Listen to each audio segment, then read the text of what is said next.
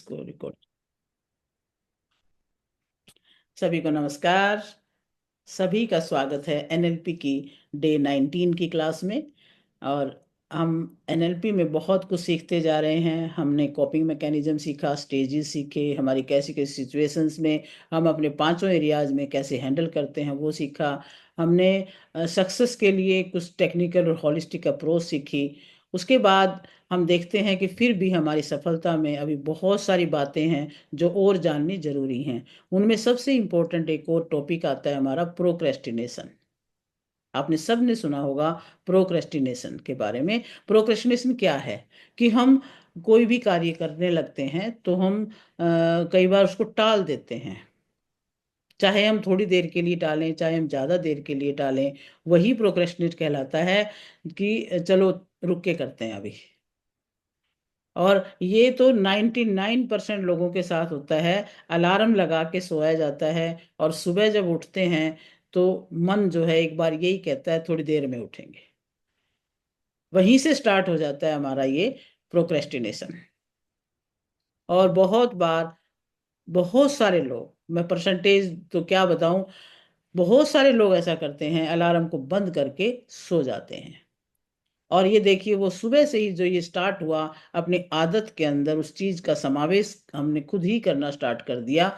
और the way you do one thing you do everything. आपकी हर चीज में वो हैबिट के अंदर शामिल होता जा रहा होता है। जो भी कुछ हम कर रहे हैं तो ये प्रोक्रेस्टिनेशन उसमें बहुत ज्यादा हमारे बीच में एक बाधा की तरह से आता है। और ये लगभग सभी की लाइफ में आ जाता है। कोई विरला ही ऐसा होता होगा जो प्रोक्रेस्टिनेट नहीं करता, जो सोच लिया सो सोच लिया। कई लोग कहते हैं ना, एक बार हमने कमिटमेंट कर ली तो फिर हम खुद की भी नहीं सुनते। ऐसे कहने वाले जो होते हैं वो वाकई बहुत बढ़िया काम भी कर जाते हैं। आप सब समझते हो इस बात को।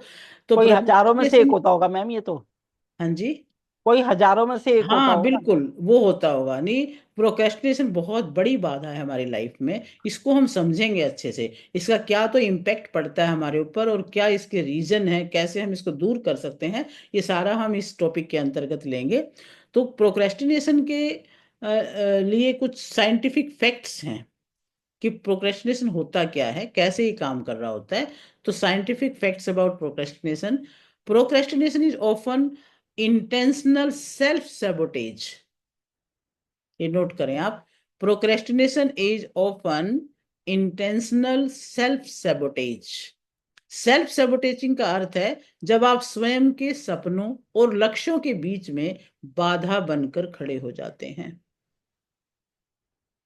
सेल्फ सैबोटेजिंग किसी बाहरी कारण से नहीं होता, बल्कि आपकी स्वयं के कारण से होता है। आप अपने भय, लो सेल्फ कॉन्फिडेंस और अपने ही कुछ कारणों से सेल्फ सैबोटेज करते हैं। और अपने आप को एक्सक्यूज देते रहते हैं। Giving our self an excuse in case we don't perform well.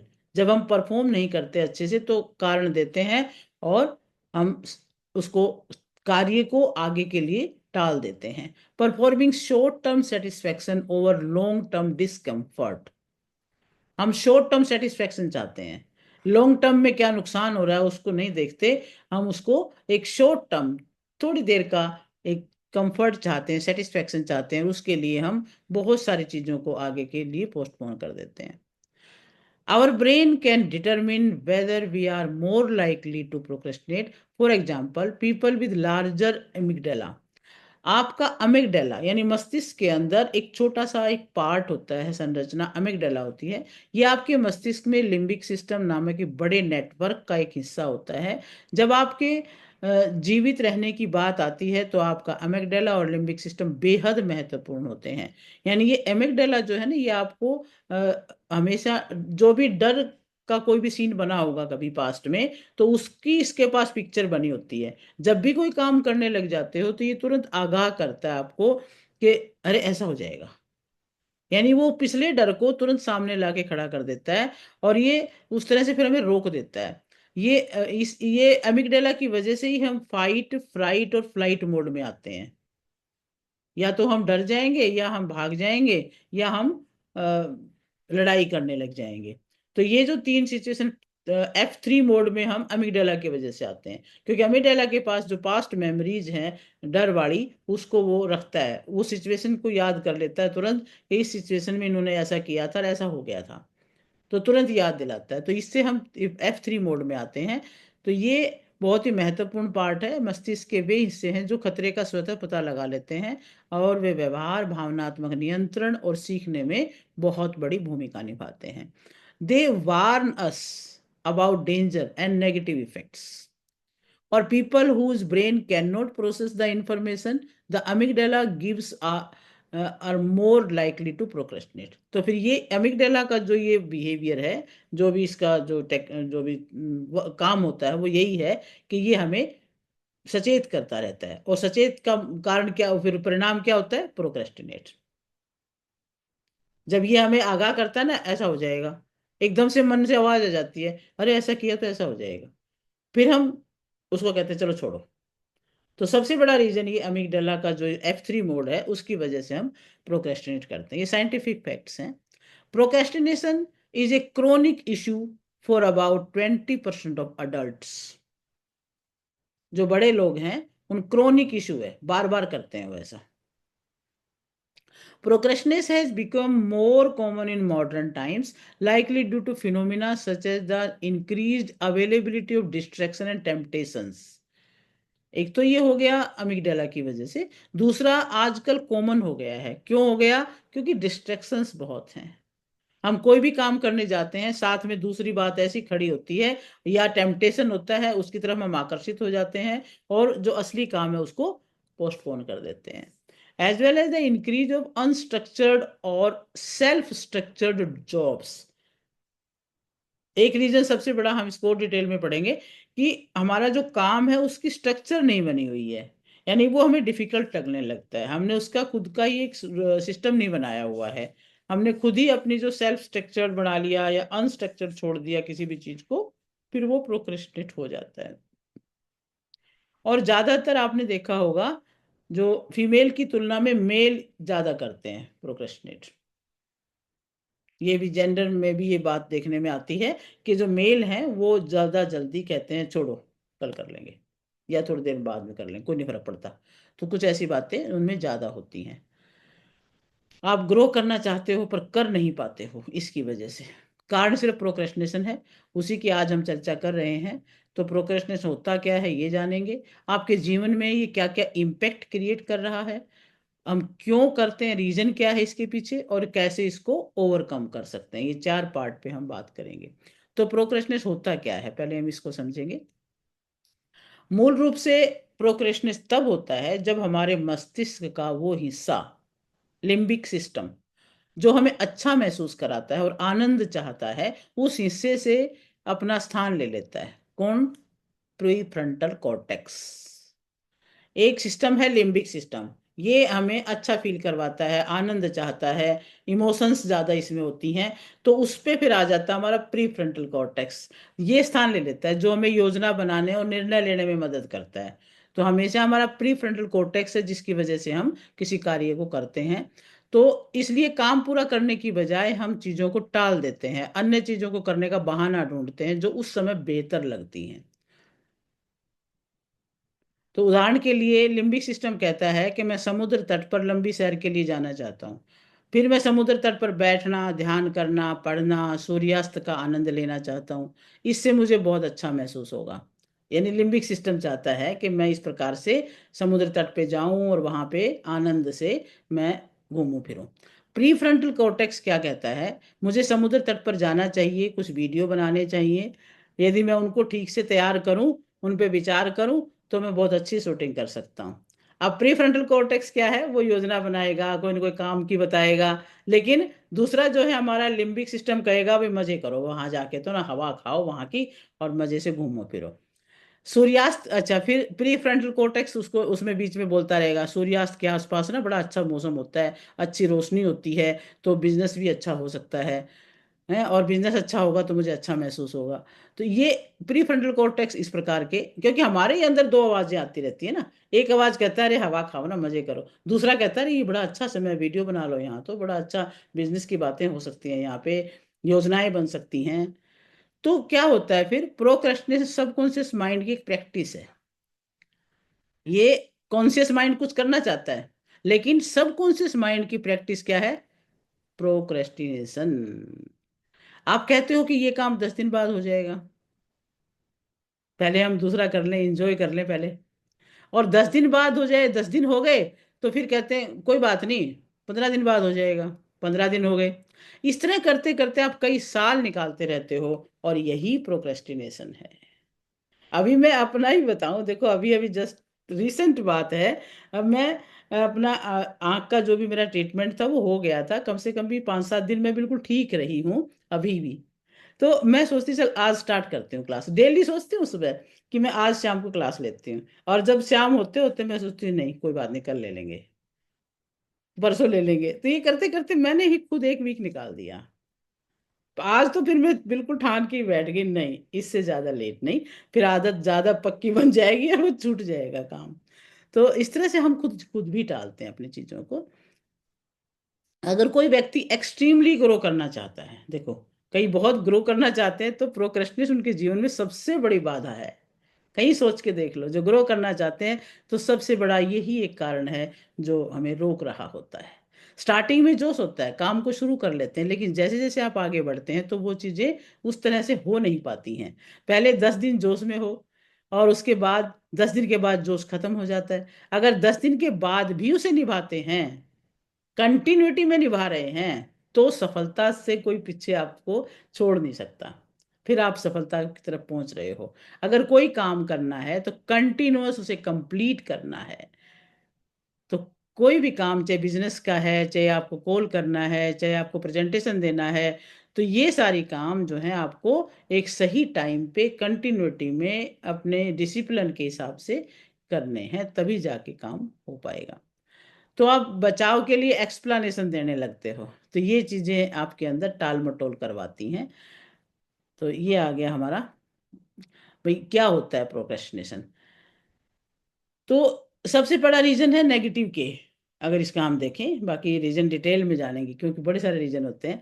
तो रीजन इसका नेगेटिव के है, हम ना फीलिंग करते हैं, नेगेटिव फीलिंग आ रही है तो उसको छोड़ देंगे हम, जहाँ पॉजिटिव फीलिंग आ रही है उसको कर लेंगे हम।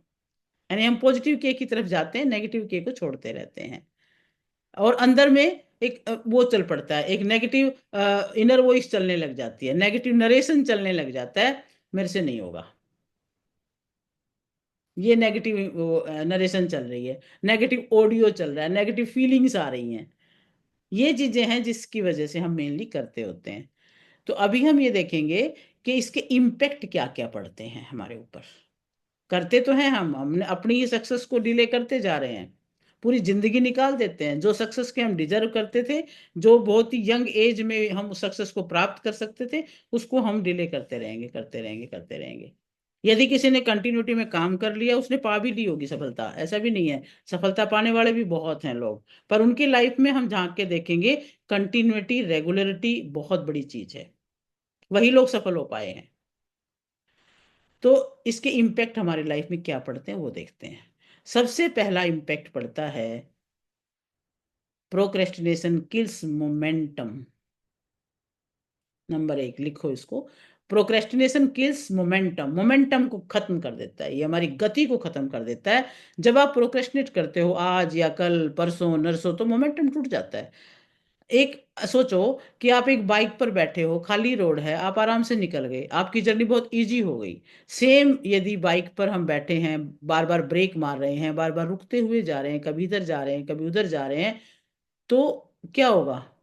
क्या हम पहुंच पाएंगे मंजिल पर? बार बार रुक रुक के चलने से हम कहाँ मंजिल पर पहुंच पाएंगे? यानी मोमेंटम हमारे जो है ब्रेक हो गया, बीच बीच में हमारी गति जो है वो टूटती जा रही है। गोल की तरफ नहीं जा रहे हम लोग। गोल के लिए स्पीड को मेंटेन करना होता है। तो जैसे मनी लव स्पीड, मनी जो है तभी आएगा जब स्पीड से काम करेंगे हम, मनी लव स्पीड। कहते हैं गति है तो प्रगति है, नहीं तो दुर्गति है। तो आज एक आइडिया आपके पास आया कि मुझे बुक लिखना है, तो आप 15-20 दिन सोचते रहेंगे, 15-20 दिन सोचते रहेंगे, मुझे ये करना है, मुझे वो करना है। आप सालों निकाल देते हैं, फिर एक्सक्यूज देते हैं, नेगेटिव फीलिंग आ जाती है। फिर आप बोलते हो अरे इतनी जल्दी थोड़ा ना बुक लिखी जा सकती है। क्यों? और आपने स्टार्ट शुरू में खुद ही नहीं की है, मोमेंटम आपने नहीं बना के रखा। तो बुक पूरी हो सकती है आराम से, लेकिन मोमेंटम को ब्रेक कर दिया और फिर एक्सक्यूज दे दिया। There are two stages of regarding money, security stage and purpose stage. दो स्टेज होती है मनी के बारे में, एक सिक्योरिटी स्टेज और एक पर्पज स्टेज। तो सिक्योरिटी स्टेज क्या होती है? Where we want to earn livelihood. 95% people lies in this category. यानी ये लोग अपनी सिर्फ आजीविका कमाना चाहते हैं। 95% चाहते हैं कि बस हमारी रोजी रोटी चल जाए, हमें रोटी मिल जाए, बस टाइम पे हमारी ज़रूरतें पूरी हो जाएं। तो ज़्यादातर लोग क्या चाहते हैं? सिर्फ लाइवलीहुड चाहते हैं, अपना रोजी रोटी कमाना। और दूसरा स्टेज क्या होता है? पर्पज स्टेज होती है, where we have earn enough for livelihood and we are living for purpose. यानी 5% लोग ऐसे हैं जिन्होंने अपनी आजीविका कमाने का साधन तो बना लिया है, वो पर्पज के लिए जी रहे हैं, वो अपने जीवन का एक उद्देश्य लेकर के आए थे जो दुनिया में, उसे पूरा करने के लिए जी रहे हैं। 5% लोग ही ऐसे हैं जो लाइवलीहुड करने के बाद पर्पज के लिए जी रहे होते हैं। तो कहीं पे भी ये जो आप जाते हो, ये प्रोक्रेस्टिनेशन की बात है। जब आप कहीं जाते हो, मान लीजिए शॉपिंग करने गए हो और आपको कोई शर्ट पसंद आ गई, और वहां पे आप रुक जाओ, आप ये सोचो कि नेक्स्ट टाइम ले लेंगे, कोई बात नहीं, छोड़ो। नेक्स्ट टाइम वो शर्ट नहीं मिलेगी आपको। कभी भी देख लेना, अगर आपने उस चीज को उस वक्त टाल दिया, वो चीज आपको दोबारा मिल ही नहीं सकती, मोमेंटम खत्म हो गया। तो लाइफ में कोई भी गोल आए, उसका एक मोमेंटम होता है, एक पावर होती है। कोई भी गोल आपके दिमाग में आया, वो गोल आपके ही दिमाग में नहीं आया, वो बहुत सारे लोगों के दिमाग में आता है। क्योंकि यूनिवर्स की तरफ से जो आइडियाज आ रहे हैं, सभी को मिल रहे हैं वो। तो कोई उसको रिसीव कर लेता है, कोई कैच कर लेता है, कोई उस पर काम कर लेता है। तो उसमें एक पावर है, एक एनर्जी है। अगर वो उस वक्त काम में ले लिया, प्रोसेस कर लिया उसके ऊपर, तो फिर वो काम बन जाता है। प्रोक्रेस्टिनेट कर दिया, वो आइडिया हमने पार्क कर दिया। देखो, आइडिया आया था हमारे पास, बहुत अच्छा आइडिया आया था हमारे पास, उसको करने की पावर भी थी, एनर्जी भी थी, और हमारा नॉलेज भी था। लेकिन हमने उस आइडिया को पार्क कर दिया, ये कह करके कि चलो करेंगे, इस पे काम करेंगे। तो हमने उसको पार्क कर दिया। 6-8 महीने जब पार्क कर दिया, तो खुद ही आप देखोगे वो सेम आइडिया किसी और ने ले लिया, काम शुरू कर दिया, सफलता पा ली, राह से आगे निकल गया। ये है किसी का अनुभव इस तरह का? आप में से बताओ कि आपका ही आइडिया किसी और ने ले लिया और उस पर काम भी कर लिया उसने, और आप देखते रह गए। फिर आप खुद कहते हो अरे ये बात तो मैंने भी सोची थी। आप उस पर एक्शन नहीं ले पाए। सबके साथ होता है। तो अपने आइडिया जो आया ना, उस पर एनर्जी लगा के स्पीड में काम करके उसको पूरा करो, तब जाके आपको सफलता मिलेगी। वरना बहाना रहेगा आपके पास, कुछ नहीं रहेगा। और ठीक है ना? हम्म। चलिए, अब दूसरा इसका जो इम्पैक्ट पड़ता है वो क्या पड़ता है? Procrastination makes you unreliable. Procrastinate आपको अनरिलायबल बनाता है। पहले आपकी मोमेंटम को किल किया, फिर आपको अनरिलायबल बना देगा, अविश्वसनीय बना देगा। कैसे बनाएगा? आप बोलते रहते हो कि मैं ये कर दूं, वो कर दूं, और 2-4 महीने आप नहीं करते। तो लोग सोचते इसने कुछ किया तो है नहीं, ऐसे ही बातें करता रहता है। आप किसी को बोलते हो मैं इस टाइम पे मीटिंग करूंगी या करूंगा, और ये या फिर ये कार्य मैं इस टाइम पे स्टार्ट करूंगा, आज या कल में। बार बार आप इस तरह से बोलते हो, डिले करते रहते हो, आज करूं, कल करूं, स्टार्ट करूंगा, ऐसे बोलते रहते हो। तो आप अनरिलायबल बन जाते हो। फिर लोग विश्वास करना छोड़ देंगे, ये बोलता रहता है, करता कुछ भी नहीं है। और अनरिलायबल बने तो साथ के साथ अनलक्की भी बन जाते हो। आप पर कोई भी व्यक्ति ट्रस्ट नहीं करेगा। संभावना है कि आपको लोग फॉर ग्रांटेड लेने लग जाएंगे, आपको कोई अपॉर्चुनिटी भी नहीं मिलेगी। तो कितने सारे नुकसान इस प्रोक्रेस्टिनेशन के होते हैं। कितने लोगों को आपने काम दिया, मान आप याद करो, सोचो कितने लोगों को आपने काम दिया, लेकिन उन लोगों ने टाइम पे काम करके नहीं दिया। आप पैसा देने को भी तैयार थे, लेकिन उन्होंने टाइम पे काम नहीं किया, तो इस तरह से वो काम आपके हुए ही नहीं। तो फिर वो कस्टमर लूज हो गए, फिर आपने उसको फिर बाद में काम ही नहीं दिया। तो प्रोक्रेस्टिनेशन का मतलब है टाल के आप काम को करते हो, तो आप बहुत सारे अपॉर्चुनिटीज को खत्म करते जा रहे हो, बिजनेस में लॉस करते जा रहे हो, और लोगों के लिए अविश्वसनीय बनते जा रहे हो। प्रोक्रेस्टिनेशन एक सिर्फ बुरी आदत ही नहीं है, आपके साख और विश्वास को खत्म करने वाली बीमारी है। ये लोगों का आप पर से भरोसा हटा देता है, आपकी विश्वसनीयता को कमजोर करता है, आपके अवसरों और रिश्तों को पीछे छोड़ देता है। अगर आप चाहते हो कि लोग आप पर भरोसा करें, तो प्रोक्रेस्टिनेशन छोड़ करके समय पर काम को पूरा करने की आदत डालें। तीसरी बात, तीसरा इम्पैक्ट क्या पड़ता है इसका, ये देखिए। समझ आ रहा है यहाँ तक? हाँ जी, सभी को। आ रहा है जी, हाँ। चैट बॉक्स में लिख सकते हो, बोल के भी बता सकते हो, है ना? हाँ, आ ठीक, रहा है जी। बिल्कुल हाँ ठीक जी, बात है ना। हाँ जी, आपको हाँ जी, सबके लाइफ में ऐसे ऐसे अनुभव रहे होंगे जरूर। तो हाँ जी, अपने हाँ जी। आप का मूल्यांकन करते रहें, और कुछ ना कुछ इससे सीखते रहें, इन बातों से, कि आपने आगे क्या करना है। Procrastination increases your stress. अगला topic, procrastination increases your stress, आपका स्ट्रेस बढ़ा देता है। काम को टालना सिर्फ एक आदत नहीं है, तनाव बढ़ाने की मशीन है ये, छोटी बात नहीं है। ये छोटी चिंताओं को बड़े तनाव में बदल देता है। ये आपके आत्मविश्वास को कम कर देता है, घबराहट को बढ़ा देता है, ये आपकी मानसिक शांति को भंग कर देता है। और इससे बचने का एक ही तरीका है कि आज से, अभी से छोटे कदम उठाना शुरू करें। आपने तो बड़ा गोल हो पाता नहीं है, फिर उसको टाल देते हो। तो आप ये करो कि आज इस पल मैं क्या कर सकती हूँ, या क्या कर सकता हूँ, उसको स्टेप को ले लो। तो आज जैसे मैंने सुबह सोचा, आज मैं इसको लूंगी।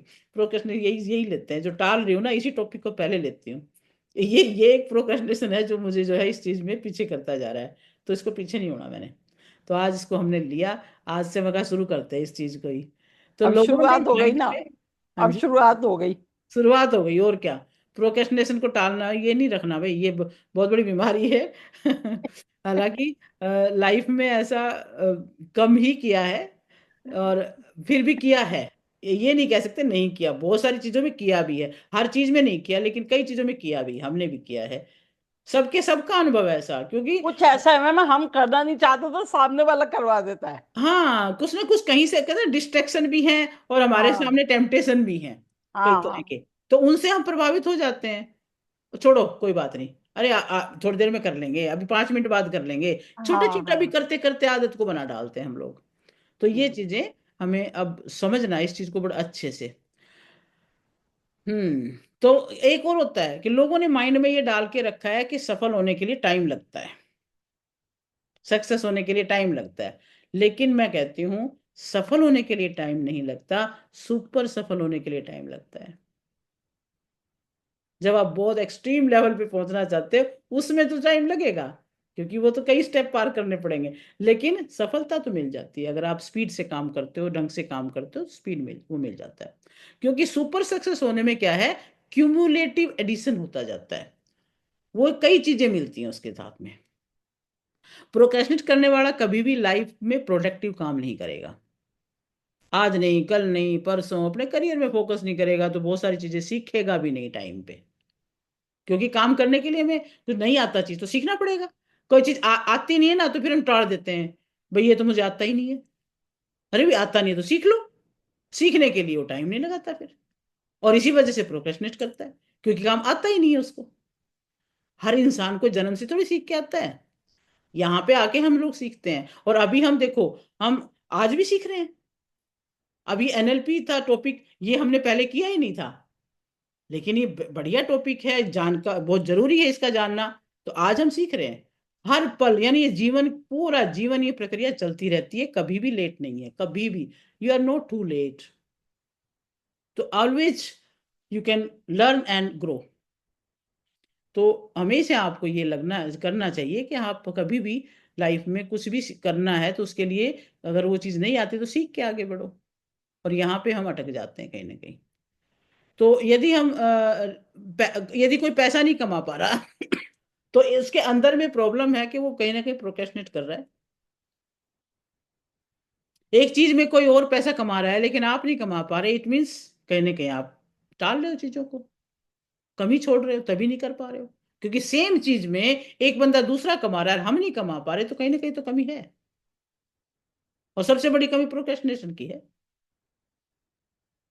अब मैंने जनवरी में तो ऐड लगाई थी, ग्रुप बनाया अपना, लेकिन उसके बाद फरवरी में अपने और कार्यक्रम की वजह से नहीं किया, तो मोमेंटम टूटा ना मेरा भी।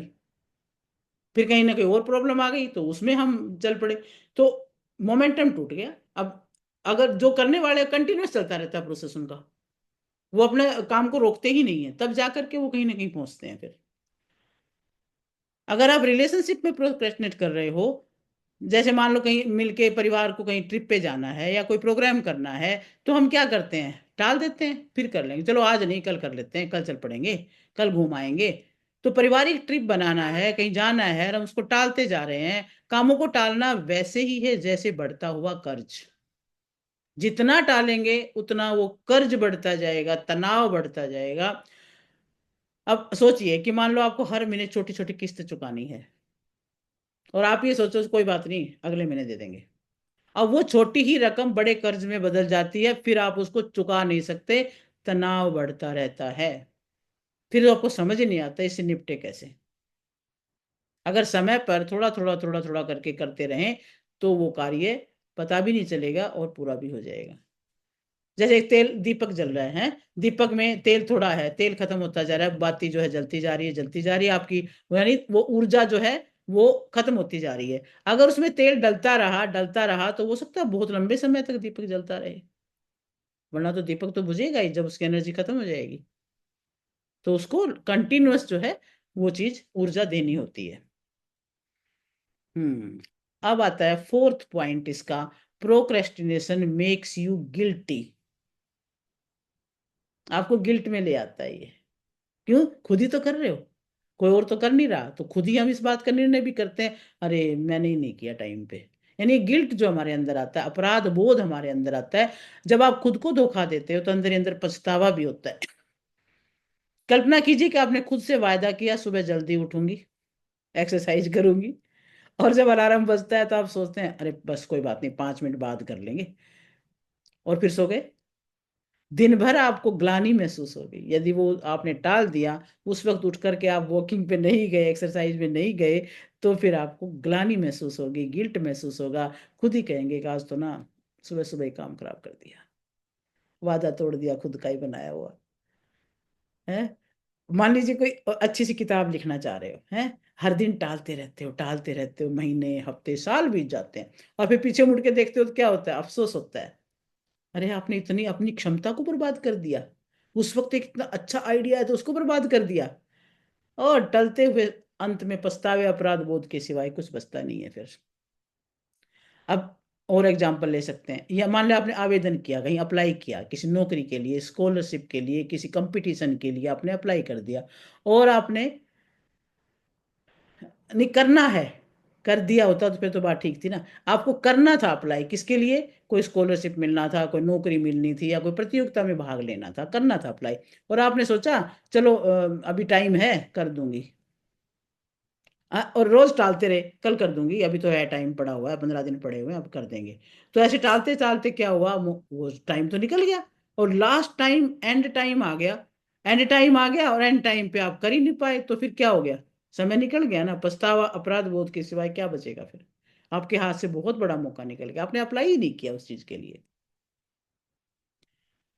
तो क्या समझे इससे कि प्रोक्रेस्टिनेशन न केवल आपके सपनों को मारता है, आपके भीतर एक गिल्ट भी पैदा करता है। जितनी देर आप किसी काम को टालेंगे उतनी ही ज्यादा ग्लानि, उतनी ही ज्यादा पछतावा आपके दिमाग पर हावी हो जाएगा। और ये जो गिल्ट है ना, सबसे गंदा इमोशन है, आप देखना कभी भी, बहुत गंदा इमोशन है, पेनफुल है ये। आप अपने ही आदतों के लिए गिल्टी फील करने लगते हो। सेल्फ गिल्ट आपको फिर एक्सट्रीम नेगेटिव इमोशन में ले जाता है, और आपको जो बीमारियां होती हैं वो उसका ये मेन रीजन बनता है फिर आगे जाकर के। तो इसलिए अभी से शुरू करें, छोटे छोटे जो भी कार्य, जो भी आपकी प्लानिंग है, उसको टुकड़ों में बांट करके, छोटा छोटा करके काम को स्टार्ट कर दें। एक बना के रखें, एक स्पीड थोड़ी थोड़ी। और ये गिल्ट खाने लगता है अपने आप को। देखो, इससे बचना है तो आपको आज इस पर काम करना पड़ेगा, आज से ही संकल्प लेना पड़ेगा कि टालना नहीं, काम को पहले करना है। ये नहीं अंतिम समय की, लास्ट डेट की इंतजार नहीं करनी, लास्ट समय की इंतजार नहीं करनी, हमें सबसे पहले करना है। ये संकल्प लेना पड़ेगा। पांचवा पॉइंट इसके लिए देखेंगे, इम्पैक्ट और क्या पड़ता है ये देखिए जरा। Procrastination makes you unlucky. देखना, भाग्य उन्हीं का साथ देता है जो समय पर सही कदम उठाते हैं, जो अपनी ऊर्जा को सही दिशा में लगाते हैं। मगर आप भाग्यशाली बनना चाहते हैं तो अगर आप भाग्यशाली बनना चाहते हैं तो अपने कर्मों को समय पर करें। प्रोक्रेस्टिनेशन आपको बदकिस्मत बना देता है, अवसर को ठुकराने की आदत बन जाती है। अब सोचिए कि मान ले दरवाजे पर कोई घंटी बजा रहा है और आप आलस्य में दरवाजा खोलने में देरी करते हो। जब तक आप दरवाजा खोलते हो, अवसर जा चुका होता है। अब एक बहती नदी की कल्पना करें। अगर नदी रुक जाए, एक नदी बह रही है तो पानी स्लो कर रहा है, बहुत अच्छा पानी भी है, साफ पानी भी जा रहा है, क्योंकि बहता पानी साफ होता है, वो अपनी गंदगी को छोड़ता जाता है, आगे साफ साफ होता होता चला जाता है। अगर वो रुक जाए एक जगह पे, बहे ना वो नदी, तो क्या होगा? दलदल बन जाएगी, है ना। अगर वो बहता हुआ ना रहे पानी, तो रुका हुआ पानी दलदल बन जाता है, सड़ने लगता है। इसी तरह से यदि हमारे इस जीवन रूपी नदी के अंदर ये मोमेंटम टूट जाता है, तो हमारा जीवन ठहर जाता है, इवन समाप्त हो जाता है। और बस बहुत ही, क्या उसको क्या संज्ञा दें वो आप खुद सोच सकते हो, कि जीवन जब ठहर जाता है तो कितना बेकार लगने लगता है, कोई बदलाव नहीं आता उसमें। और एक किसान किसान की बात नहीं, समय पर बीज बोएगा तभी तो समय पे फसल मिलेगी।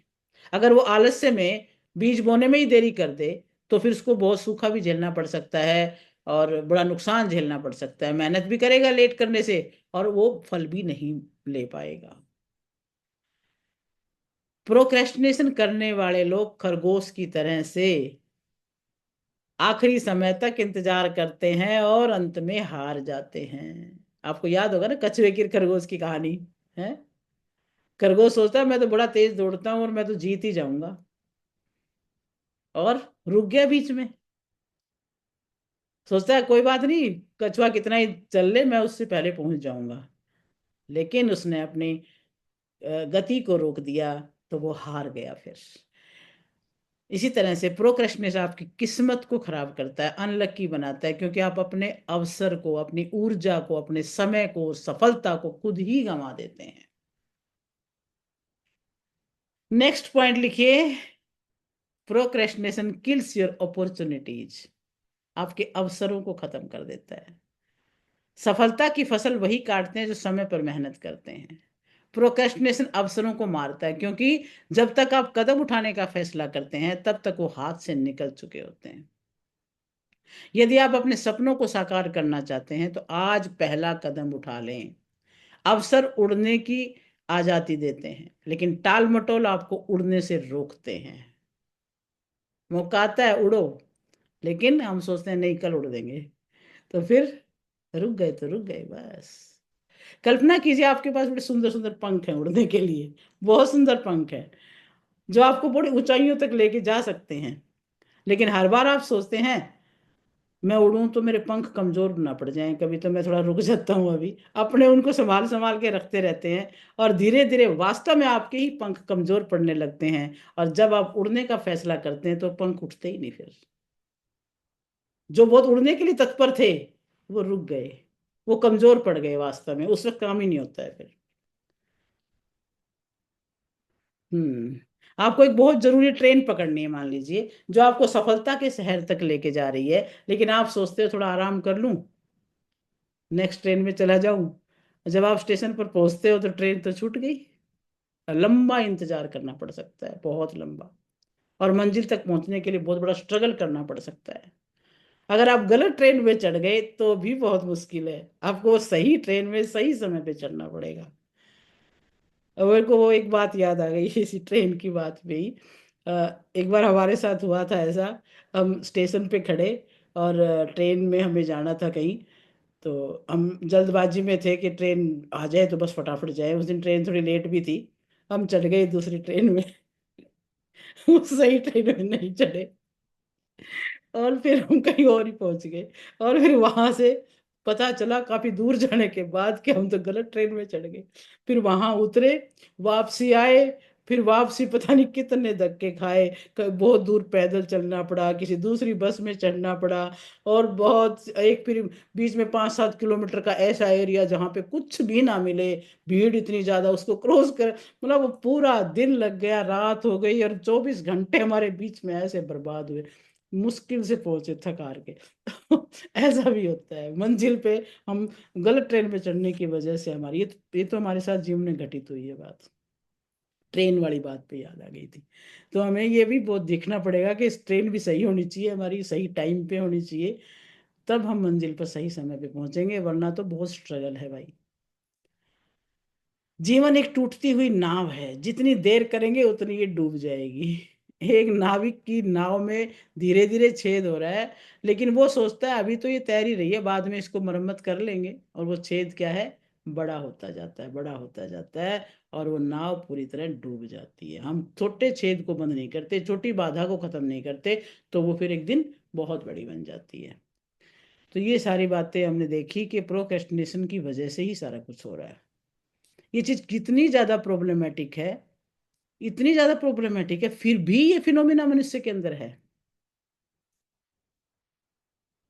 फिर भी इसको हम सुधार नहीं पा रहे हैं। देखो, इस इसके रीजन है फिर कई, प्रोक्रेस्टिनेशन के रीजन ये तो हमने पढ़े, इम्पैक्ट क्या क्या पढ़ते हैं, ये हमें अनलक्की बना रहा है, ये हमें गिल्ट में जाने दे रहा है, हमारी सफलता को पीछे सरका रहा है, सारी बातें देखी हमने, इसका इम्पैक्ट हमारी लाइफ पे क्या पड़ रहा है। फिर हम इसके रीजन जानेंगे, अब करता क्यों है भाई, इतने नुकसान है तो फिर इसके हम करते क्यों प्रोक्रेस्टिनेट, इसके भी फिर रीजन है। तो रीजन क्या क्या है इसके,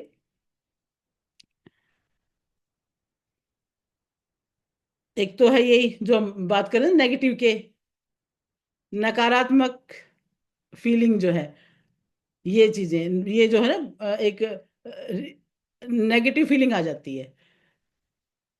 मान लीजिए कि आपके ना पैरों में बहुत बड़ी बड़ी लोहे की जंजीरें हैं और आप चलने की कोशिश कर रहे हैं, तो ये जो वजन आपके पैरों में पड़ा हुआ है ना नेगेटिव फीलिंग का, ये आपको बोझिल बना देता है कदमों को, और चलने नहीं देता। नकारात्मक फीलिंग जो है आपके अंदर एक प्रतिरोध पैदा कर देती है, आपको किसी भी कार्य के प्रति असुविधा लगती है, सुस्ती लगती है, और भावनात्मक बोझ लगता है आपको। और ये क्यों होता है, पिछली असफलता, आत्मसंदेह और कार्य से जुड़े हुए तनाव के कारण। जब तक आप जानबूझकर अपना ध्यान और ऊर्जा को स्थानांतरित करके इन जंजीरों को नहीं तोड़ेंगे, तब तक ये प्रोक्रेस्टिनेशन आपको पीछे की तरफ खींचता ही रहेगा। आपको अपनी जंजीरें तो तोड़नी पड़ेंगी नेगेटिव भावनाओं वाली, नहीं तो फिर आप पीछे ही खींचते रहोगे, उस बोझ लेकर के चल नहीं पाओगे। नेगेटिव फीलिंग लेकर के आप क्या कर पाते, कुछ भी नहीं कर पाते। तो आपके अंदर यदि नेगेटिव भावनाएं आ गई ना, फिर मुश्किल हो जाता है। पेन एंड प्लेजर वाला कॉन्सेप्ट आ जाता है फिर तो, आपको पेन हो रहा है तो आप नहीं करेंगे, प्लेजर की तरफ जाएंगे। ये तो सीधी सी बात है, हर हर एक का ये तो फिनोमेना यही है कि पेन और प्लेजर की जब भावना है तो फिर हम कंफर्ट की तरफ तो चल पड़ते हैं, जहां थोड़ा सा भी कष्ट है वहां हम नहीं जाते हैं। ये रीजन है। हम ये टाल मटोल आलसीपना इस वजह से भी करते हैं, क्योंकि वहां हमें आनंद नहीं आ रहा है, वहां हमें अच्छा नहीं लग रहा है, हम छोड़ देते हैं उस काम को। फिर उस प्रोसेस में पेन है। जब कॉन्शियसली मैं किसी चीज को समझ जाता हूं कि ये पेन तो लाइफ का पार्ट है, तब हम इसको लेके आगे चल पड़ते हैं। तो आज यदि किसी भी चीज में लगाए, पांचों एरियाज में हम बात करें, यदि आज हम हेल्थ पर नहीं ध्यान देंगे तो कल में बीमारी होगी। आज जो छोटा सा हमें कष्ट उठाना है, यदि आज उसको नहीं उठाएंगे तो कल बड़ा कष्ट आएगा। आज हम रिलेशनशिप को टाइम नहीं देंगे तो कल को ब्रेकअप तक की नौबत आ सकती है। तो रिलेशनशिप को भी टाइम देना पड़ेगा। तो आज वो जो टाइम देने वाली बात है वो आज कर लेंगे तो कल के बड़े खतरे से बच जाएंगे। यदि आज करियर पे ध्यान नहीं देंगे तो कल बेकार हो जाएगा। आज हम पैसे पे ध्यान नहीं देंगे तो कल लोगों से मांगने पड़ेंगे फिर हमें। आज पैसे कमाने पे ध्यान नहीं देंगे तो कल मांगना पड़ेगा। तो टाइम पे यदि हम कोई काम कर लेते हैं तो वो पेन कम है उस पेन से जो होने वाला है आगे।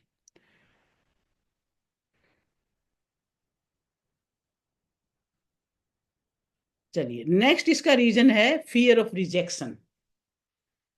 फियर ऑफ, पहला तो पेन और प्लेजर का कारण हो गया, पेन प्लेजर की वजह से करते हैं। दूसरा कारण इसका है fear of rejection. Fear of rejection यानी हम इसलिए भी काम को टालते हैं, हमें लगता है कि मैं काम करने चलूं और कोई मना कर दे तो, कहीं मान लो मिलने जाना है किसी से, कोई बात बिजनेस की बात करने जाना है, तो हम ये पहले ही सोच बैठते हैं उसने मना कर दिया तो फियर ऑफ रिजेक्शन जो है वो भी हमें काम के लिए आगे नहीं बढ़ने देता है। जैसे कांच के पिंजरे के अंदर एक पक्षी की कल्पना करें, दरवाजा पूरा खुला है फिर भी वो बाहर उड़ने को झिझकता है, डरता है। अगर ऐसा हुआ तो वह अदृश्य दीवारों से टकरा सकता है।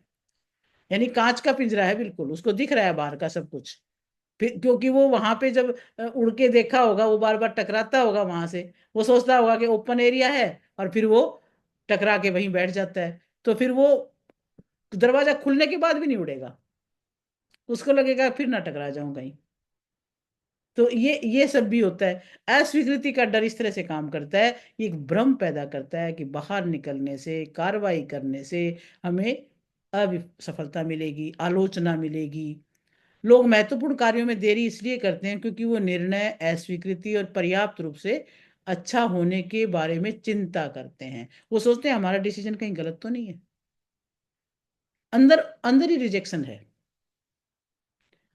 अंदर ही वो हार को समझते हैं कहीं नहीं कर पाया तो।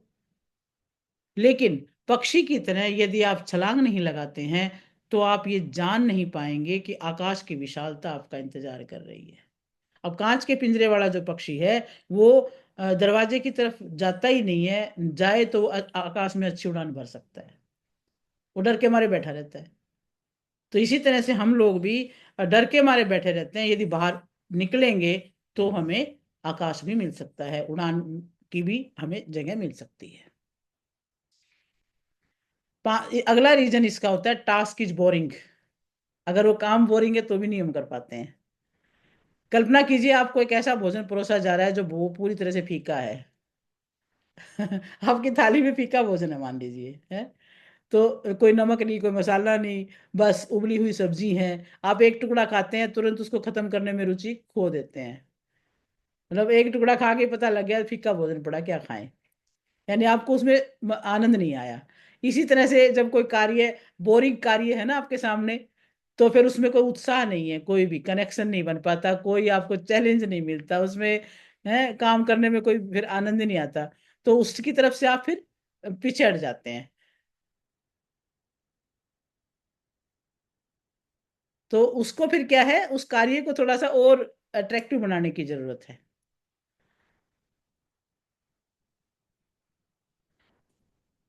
तो कई लोग अपना प्रोडक्ट बनाते हैं लेकिन फिर वो उसको और इंटरेस्टिंग नहीं बना पाते, बोरिंग बना पाते हैं, तो फिर वो बार बार प्रोक्रेस्टिनेट करेंगे, उसको मजा नहीं आएगा। अब जैसे मान लीजिए अब कोचिंग का ही मैं काम कर रही हूँ, इसको यदि मैं इंटरेस्टिंग बना लूँ, इंटरेक्टिव बना लूँ, अच्छी सी उसको प्रेजेंटेशन का तरीका अच्छा बना लूँ, तो मुझे कराने में भी मजा आएगा, उसको टालने का मन ही नहीं करेगा। अगर बिल्कुल क्लैरिटी है मेरे सामने, पॉइंट पॉइंट मैंने अच्छे से सोचा हुआ है, तो मैं कर पाऊंगी। अगर मुझे ही खुद क्लैरिटी नहीं है, उसका सिस्टम नहीं पता है, डिलीवरी करनी नहीं आती है, नॉलेज नहीं है, तो शायद मैं नहीं कर पाऊंगी। तो कार्य बोरिंग है तब भी नहीं होता। पांचवा कारण इसका समझ लो लैक ऑफ बिलीफ है, कॉन्फिडेंस की कमी है। कॉन्फिडेंस की कमी है। अब मान लीजिए कोई एक कोई सीढ़ी है और जिसकी सीढ़ियां जो है बड़ी कमजोर सी लगी हुई हैं, आप चढ़ना चाहते हैं लेकिन आपको ये पता है कि ये सीढ़ी मेरा वजन नहीं उठा पाएगी। इसी प्रकार जब स्वयं पर विश्वास नहीं होता तो झिझक पैदा होती ही होती है। जब आप किसी कार्य को सफलतापूर्वक करने की अपनी क्षमता पर अपना भरोसा खो देते हैं, तो आपका दिमाग आपको समझाता है कि भाई बचना ही ठीक है।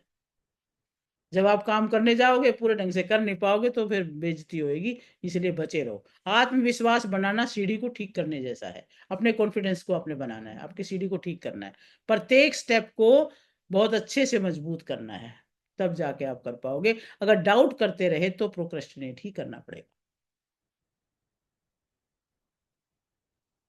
भले ही गलत हो लेकिन डाउट नहीं करना, बस। कहते हैं 1% डाउट 100% डाउट। डाउट कर लिया तो फिर आप काम कर ही नहीं पाएंगे। 1% डाउट आएगा लेकिन आप 100% काम को छोड़ देते हैं। तो इसलिए काम करें, डाउट ना करें।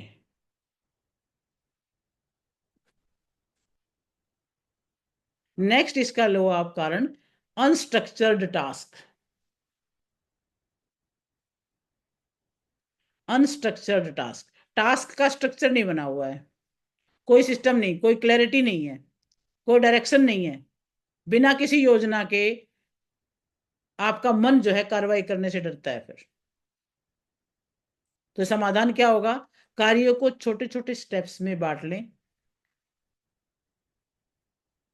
और छोटे छोटे स्टेप में बांट के छोटे छोटे स्टेप्स में उसको पूरा करने लगेंगे, तो आपका कार्य भी पूरा हो जाएगा और आप डरेंगे भी नहीं। एक स्टैंडर्ड ऑपरेटिंग सिस्टम होता है, एसओपी होता है हर एक कार्य का, स्टैंडर्ड ऑपरेटिंग सिस्टम। आप अपने कार्य को एक ऑपरेटिंग सिस्टम के साथ उसको लेके चलें। अगर आपका स्टैंडर्ड ऑपरेटिंग प्रोसीजर आपको पता है, तो आप उस कार्य को करने के लिए आपको एक इंटरेस्ट भी बनता है, कार्य को आप पूरा भी कर पाते हैं। फिर आता है कॉन्फ्लिक्ट टास्क। नेक्स्ट रीजन आप लिखें, कॉन्फ्लिक्ट टास्क। कल्पना कीजिए कि दो टीम हैं, एक रस्सी को विपरीत दिशाओं से खींच रही हैं। एक पक्ष उसको आगे बढ़ना चाहता है, दूसरा पक्ष उसका विरोध करता है। ऐसा तब होता है जब किसी कार्य को लेकर आपके बीच में आंतरिक संघर्ष चल रहा है, अपने अंदर ही संघर्ष चल रहा है। मान लीजिए शायद आप में से एक हिस्सा इसे पूरा करना चाहता है, दूसरा हिस्सा इसके महत्व और व्यवहार्यता और नैतिक संरेखण पर संदेह करता है। इस मानसिक खींचातानी में इसका जो परिणाम है वो निष्क्रियता है। फिर आपके अंदर ही यदि संघर्ष है ना, कॉन्फ्लिक्ट हो गया, ये काम करूं कि ना करूं, तो आप उसको फिर छोड़ ही देते हो। दो कामों के बीच में कॉन्फ्लिक्ट आ जाए, ये करूं या ये करूं, तो आप दोनों को छोड़ के बैठ जाते हैं। अगर 3 4 5 काम आ जाए तो बिल्कुल ही नहीं हो पाते। फिर तो कॉन्फ्लिक्ट हो गया, स्ट्रेस हो गया, फिर हम प्रोक्रेस्टिनेशन में फंस गए। तो एक पॉइंट लिखें, कॉन्फ्लिक्ट, और एक एक पॉइंट को आप ठीक करते रहें, तब जाकर के आप उसको सोल्यूशन की तरफ जाकर के कार्य को पूरा कर सकेंगे। फिर नेक्स्ट पॉइंट आता है, 7th पॉइंट, बायोलॉजिकल प्रॉब्लम। एक पुरानी घड़ी के बारे में सोचे तो धीमी गति से चलती है, जिससे आपको कोई भी अपॉइंटमेंट में देर हो जाती है। कोई एक स्लो स्पीड की घड़ी है मान लीजिए, वो चल रही है, तो आपको देर हो गई हर एक काम में। यदि आपके शरीर की आंतरिक घड़ी, आपके ऊर्जा चक्र, आपका फोकस, आपका स्वास्थ्य गलत है, तो आपका ये टाल मटोल ही उसका परिणाम है। और आपकी ये चीज स्लो चल रही है ना, तो टाल मटोल ही होगा फिर। उसी तरह से जैसे कोई घड़ी अगर धीमी चल रही है तो आपके सारे काम टालती रहती है। थकान है, हार्मोनल असंतुलन है, नींद की कमी है, पोषण संबंधी कमियां हैं, इससे आपका मोटिवेशन लेवल कम हो जाता है। तो उचित नींद, व्यायाम, आहार जैसे बायोलॉजिकल जो रीजन है, उनको आप समझें और उस अपनी जो आंतरिक घड़ी है उसको उचित लय में लेके चलें, तो इस चीज पे काफी हद तक कंट्रोल मिलेगा। 8वां रीजन आप लिखें, आइडेंटिटी ऑफ प्रोक्रेस्टिनेटर। ये एक आइडेंटिटी बन जाती है बहुत सारे लोगों की, प्रोक्रेस्टिनेटर की आइडेंटिटी। एक पोशाक को इतने लंबे समय तक पहनने की कल्पना करें जो लोग आपको उस पात्र से बुलाने लगे। यानी एक कोई आप ड्रेस पहनते, जैसे मैं थी ना पहले स्कूल में साड़ी ही पहनती थी, इसको शुरू शुरू की बात है। मैंने सूट तो बाद में पहनने शुरू किए। तो मेरी एक पहचान बन गई थी, कि आइडेंटिटी थी कि हाँ साड़ी वाली मैडम, बस इतना कहते ही सब समझ जाते हैं, अच्छा वो मैडम। तो ये पहचान बन जाती है। अगर हमारी एक लंबे समय तक एक कोई कार्यक्रम हम एक ही तरीके से कर रहे हैं, तो एक पहचान बन जाती है, आइडेंटिटी बन जाती है। यदि आपकी पहचान एक प्रोक्रेस्टिनेटर के रूप में हो रही है, तो अनजाने में ही इस पहचान से मेल खाने वाला व्यवहार ही आपका सुदृढ़ होता रहता है। जितना अधिक कहते हैं, हम लोग कहते हैं मैं आलसी हूं, हम अपनी आइडेंटिटी को ना पक्का खुद ही करते हैं, बार बार बोल के हम मैं ना आलसी हूँ, थोड़ा आलसी हूं मैं हमेशा ना चीज ना मेरे से मैं देर हो जाती है मेरे से, तो खुद ही हम अपनी आइडेंटिटी बना रहे हैं। तो उतना अधिक आपका मस्तिष्क इस सत्य को स्वीकार कर लेता है। जितना अधिक हम इस पहचान को पकड़ते हैं ना, उतना ही हमारा मस्तिष्क भी उसको स्वीकार करता है। और इस पहचान को बदलने के लिए उस पुरानी ड्रेस को त्यागना जरूरी है, उस पुरानी पहचान वाला जो हमने एक क्राइटेरिया बना लिया उसको तोड़ना बहुत जरूरी है। तो आत्म चर्चा को सीमित करने के स्थान पर हम ये लिखें, मैं सक्रिय हूं, आई एम एक्टिव। मैं तो जो काम सोच लिया करके ही दम लेती हूँ। तो ये अपनी पहचान यदि हम बनाएंगे, तो इस आइडेंटिटी के साथ हम जिएंगे, तो अपना ये टाल मटोल वाली जो चीज है वो कम होती जाएगी। Identity play very very major role. आप बात बात पे कह देते हो मैं तो प्रोक्रेस्टिनेटर हूँ, तो खुद ही अपनी आइडेंटिटी को पकड़ के बैठे हुए हैं हम लोग।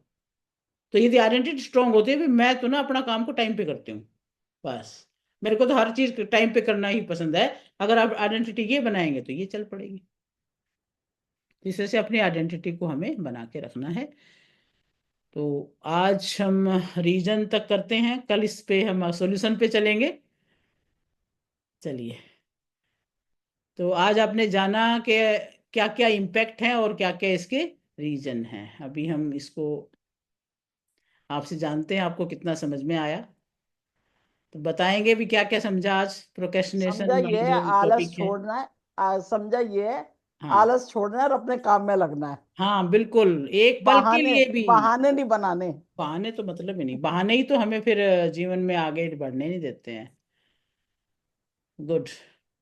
चलिए, और अपना एक एक पॉइंट बोलें भी, आज आपने क्या सीखा। और कल हम फिर इसके सॉल्यूशन पे आएंगे और आगे समझेंगे। इसमें इसकी टेक्निक्स भी हैं, हम वो टेक्निक भी करेंगे। अपने एनएलपी। बारे में कोई नेगेटिव सेल्फ टॉक नहीं करनी। हाँ, अपने बारे में पॉजिटिव नेगेटिव सब बोलना। बिल्कुल बिल्कुल ये नहीं करनी। इसकी रिकॉर्डिंग भेजना, मैं सारा लिखूंगी, इसको अभी लिखा नहीं है कोई मैंने। बात नहीं, रिकॉर्डिंग मिल जाएगी। हाँ जी। और बताइए। नेगेटिव फीलिंग नहीं होनी चाहिए एक तो। हाँ बिल्कुल। नेगेटिव फीलिंग गति है तो प्रगति है, बिल्कुल सही है ये बात। हाँ, गति है तो प्रगति है, वरना दुर्गति है, याद कर लो इस बात को। सफलता कोई गति आइडिया कहती है, या कोई आइडिया अगर आता है तो उस पे तुरंत एक्शन लेना चाहिए। बस, वरना कोई और ले लेगा एक्शन, आप फिर पछताते रह जाओगे। बिल्कुल ठीक है। गुड। फैमिली फैमिली सर्कमस्टांसिस के कारण भी टाल मटोल होता है। हाँ, तो वो ब्लेम गेम हो गया। ब्लेम नहीं है। नहीं, वो ब्लेम नहीं होता। प्रायोरिटाइज नहीं कर पाए ना, हम प्रायोरिटाइज नहीं कर पाए अपनी अपनी नीड्स को और बाकियों की नीड्स को।